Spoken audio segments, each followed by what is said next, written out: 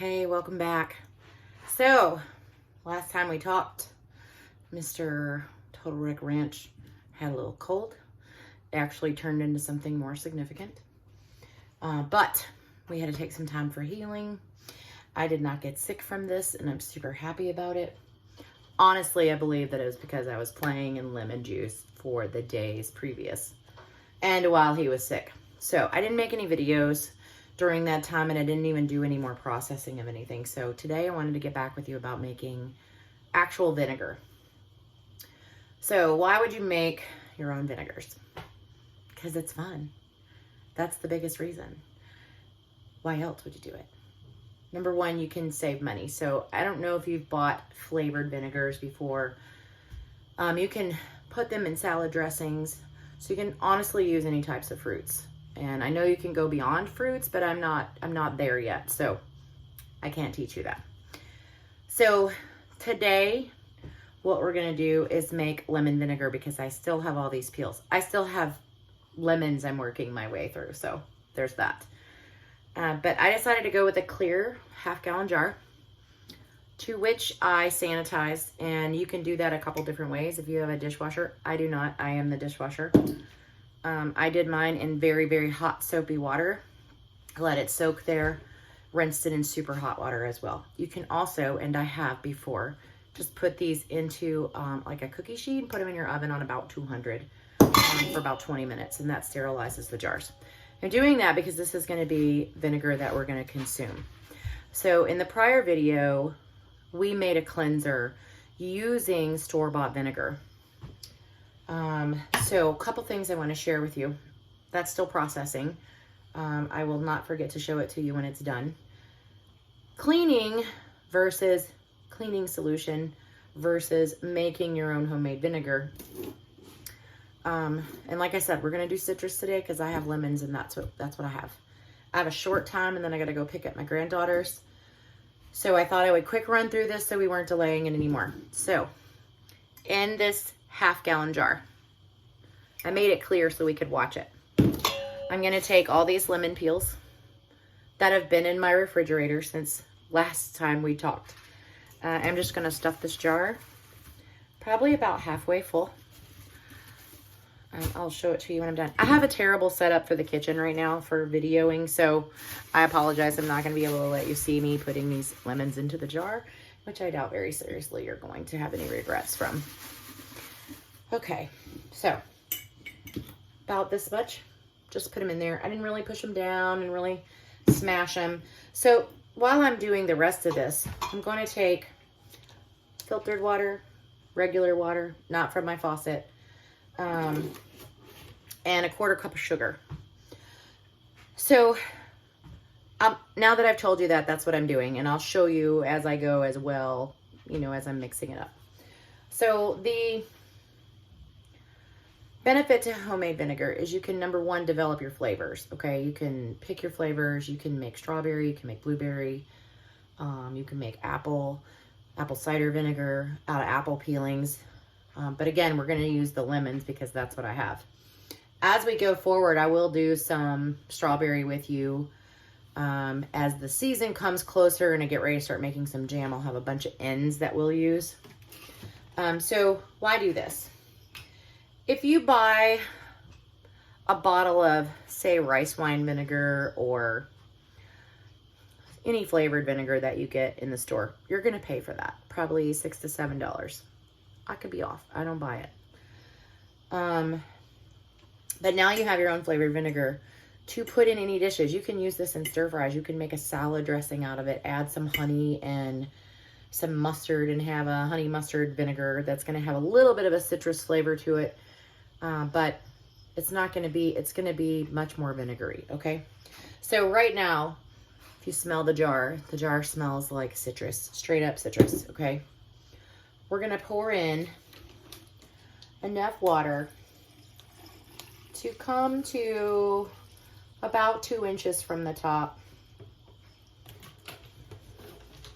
Maybe a little more. So not all the way, because vinegar is going to ferment, okay? So there's water all the way up to here. As something ferments, it gets bubbly and makes all these super scientific changes to it. 1/4 cup of sugar. I might have a little bit more here than a 1/4 cup, but that's what I'm putting in. It's less than a cup, less than a half. I'm going to put that in the jar, just right on top. And then I'm going to stir it in while we're talking. So, back to the benefits. There's something about making something homemade and back from the old school way of doing things that fascinates me. I might be weird. But the other thing is that it makes me feel more self-sufficient, less reliant on someone else to produce my goods for me, for what I want. So, that's the number one reason why I do it. Now, this particular vinegar that we're going to make, this is actually making vinegar from water, sugar, and lemons, okay? I just took a spoon and I just kind of pushed it down. I took the butt end of a spoon and just sort of stirred it up good, okay? Next thing we're going to do, simple as that, is we're going to put a coffee filter on it with a rubber band like I showed you the last time. And we're going to stir this every day for 30 days, okay? We're going to watch it start bubbling. I'll show you some intermittent stuff. I'll go probably a week. I have heard that sometimes you have to add sugar partway through, so we're going to go about 7 days of me just working this.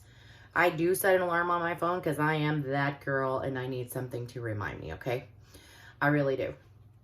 I would love to say that I could remember every single day, but I cannot, and so I have to make arrangements for myself.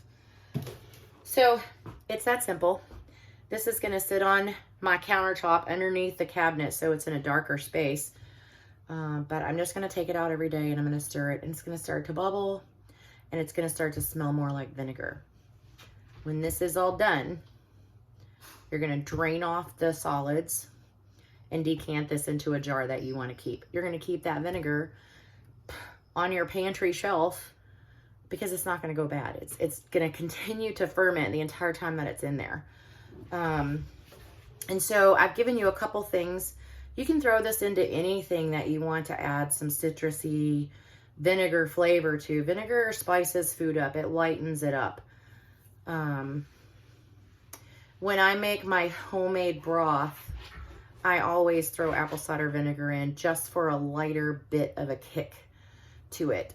Just a few drops, like maybe probably less than a 1/4 cup I pour in there into quite a big container full of boiling water and cooking it. So we'll follow up on this. I'm gonna really try to have some blueberries that I think need to be processed. So I may make a smaller jar of blueberry vinegar just to play around with it a little bit. But if you're interested in doing these things, do it. Like, it's just fun. So at the end of this is going to be a true vinegar. There's a couple ways to tell when it's ready. Vinegar can take anywhere from 30 to 45 days, even up to 60. We're going to shoot for 30. That's going to be our goal. So in about a week, if I'm not seeing a lot of bubbling, I'm going to add some more sugar just to give the bacteria something to feed on in this jar. That's what makes the ferment. So if you've ever eaten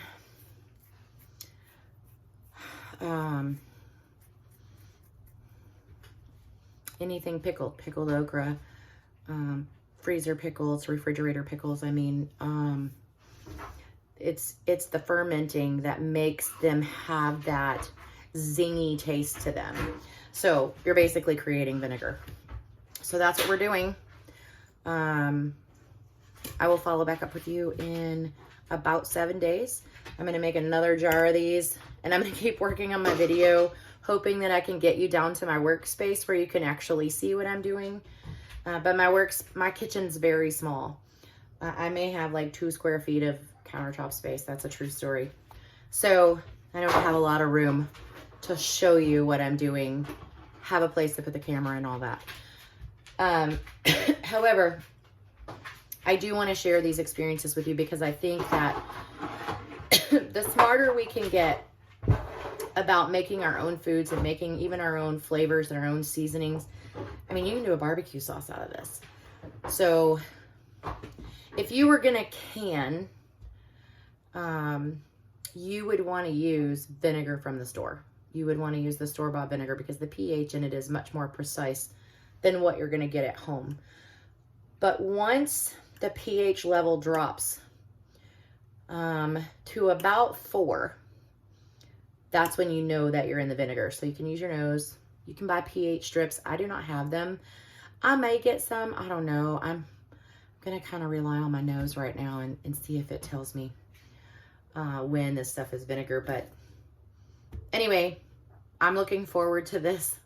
We're doing a little science experiment together that could possibly improve our overall function as people who are less dependent on the system to get our foods and get what we need to continue just to use the foods that we like to cook. There is not a single preservative in this. The citrus and the vinegar, the citrus and the sugar are going to marry together. The sugar's going to break it down. It's giving the bacteria in there something to feed on. So as it starts to bubble, I will definitely show you that. It may be just a quick video saying here, this is where we're at. So I appreciate you, and give me a thumbs up and a subscribe if you're interested in more stuff like this. Thanks.